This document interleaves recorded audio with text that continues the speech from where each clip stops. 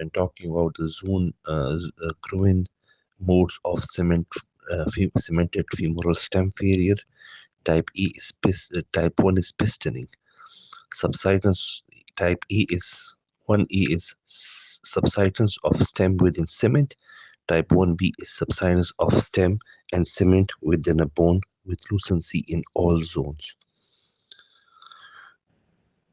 Type 2 mode is medial mid-stem pivot. Medial mid-stem pivot fixed in the middle. The proximal part tilts medially and distal part tilts laterally. Type 3 is calcar pivot.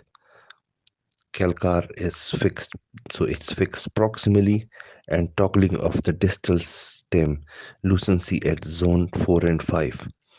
And type 4 is bending cantilever.